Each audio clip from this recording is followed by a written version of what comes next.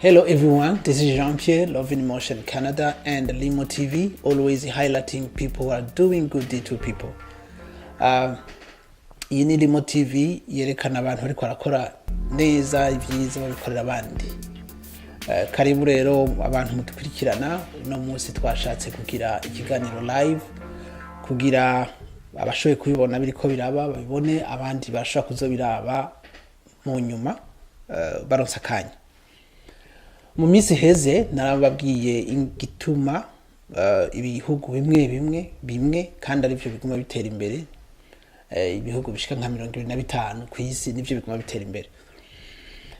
Ubu munsi nashaka tuvuge rero ico twokora kugira natwe ibihugu byacu bitera imbere hari iwacu.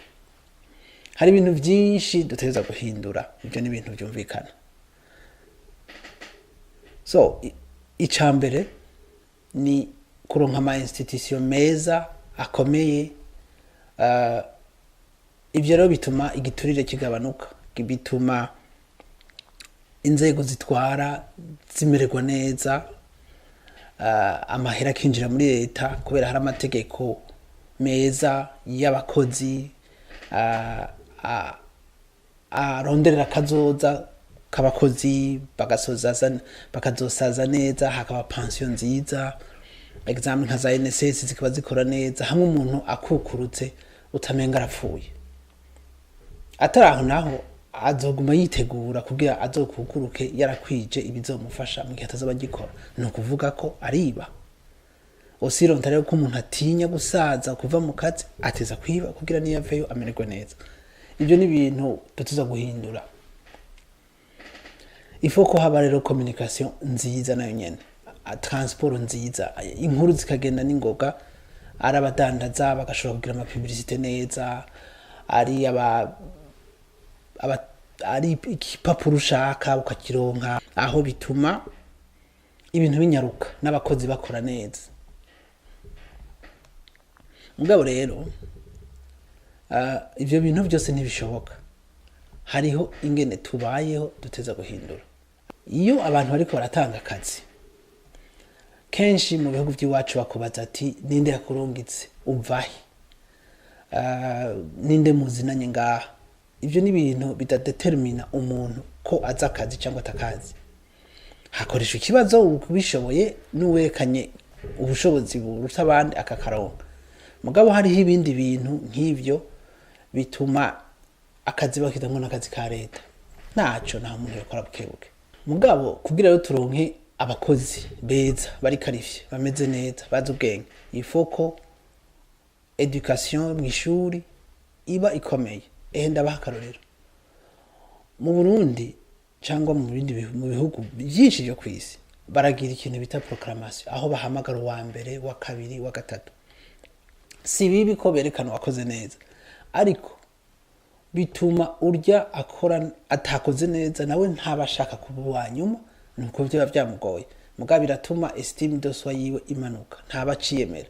No kuvuga yuko hacaba arashobora no kubiheba, ishura kariheba. Je nibaza kubganje proclamation nta kintu kimwe yungura, ahubwo iyo hariho abigisha bajeje kuraba abo bana baronse amanota meza bakabankuraje, abaronse amanota mabi bakababaza igituma kugira babafashe. Kuko iyo umwana atari umukozi cyane mu ishuri, kubimenyesha ni ikintu gikenewe, ariko kubimenyesha imbere y'abantu bose haraho usanga bidafasha. Ni nkuko no mu kazi, iyo umuntu atari umukozi gose, mukuru aramuhamagara mu biro, ntarinda kubwira mu nama yose ngo wewe na wewe ntimukora neza. Aramuhamagara mu biro kandi n'abandi hajya baba babizi.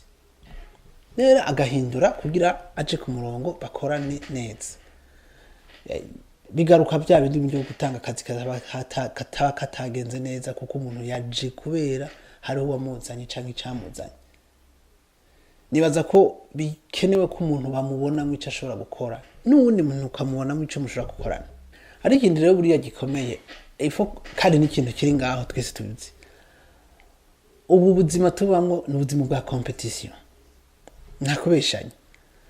Turiruka n'umwanya kugira dukora ibintu, ariko twari kwiruka n'umwanya ngo dukora ibintu vyiza, kuko twese munsi umwe hazogirigana duhagarara ntwe tukibikora.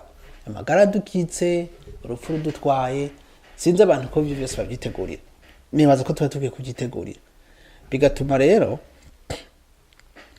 tukamenya ko ari competition nziza tugakora, bituma abantu baguma bemvanta bazana ubundi buryo, ibintu bishasha, ya communication navuga, ibinyamakuru umwanya wose, publicité zikaba nziza. Mugabo reka tuvuge ko twakoze neza, twaronse uburyo, hari ibintu tuza guca duhindura ukuntu tubayeho, turabaho muri extravagance, turagira iminsi mikuru miremire ikomeye. Chaque soir abantu bavuye ku kazi nta handi baja ni mu kabari, nivyo harakubira ngiye kumenya inkuru, kurondera inkuru zituma nkora affaire, wibibaho muja mu kabari kugira mukore affaire, ariko utashe naho kuraba abana ingene bimeze muhira naho si bibi, kuko n'umufasana bagukeneye kugira muyage iby'urugo, murabe ingene mutunganya urugo rwanyu neza mukayaga. Akandi karorero ni nk'ugukwa, gutwikurura, mariage, nivyo gukwa ni ibintu naje nshigikiye, gutwikurura ni ibintu nshigikiye ko biri mu muco wacu nta kuta. Mugabo gukora umunsi mukuru ukamenga ejo ntihazobaho, si ibintu byoroshe, kuko abarongoranye basigara bamerewe nabi.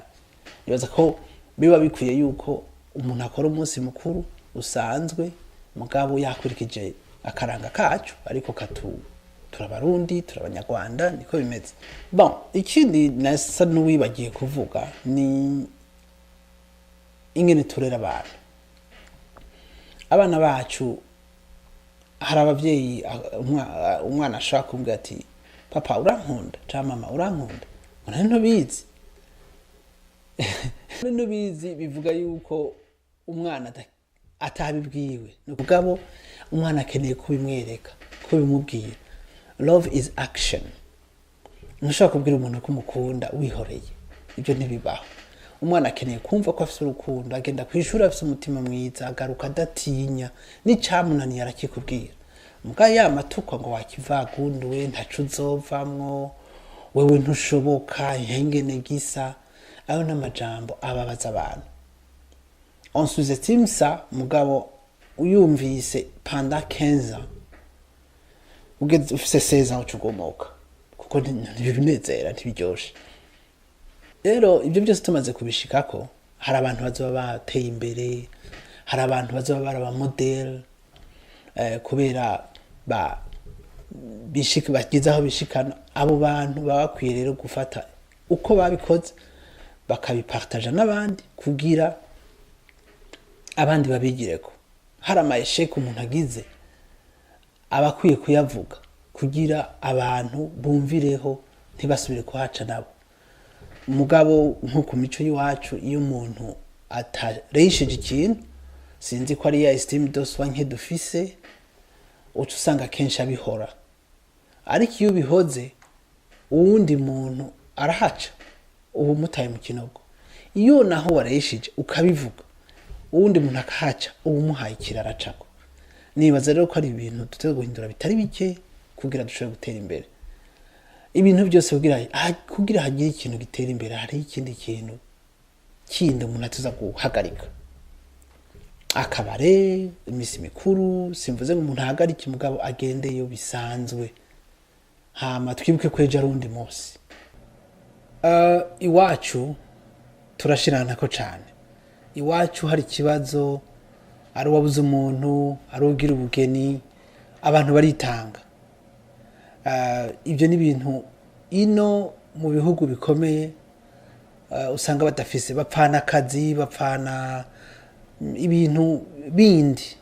Urasanga n'uwo mubana imbere imiryango ifatanye mumaze imyaka 5 mutabonana. Ibyo iwacu suko bimeze, turaramukanya, turakundana mu ijambo rimwe. Tuza guhinduka iyo habaye ikibazo, n'umuntu ntuzura kumenya n'uwo ari we, n'uwo mwabana ntuzura kumenya.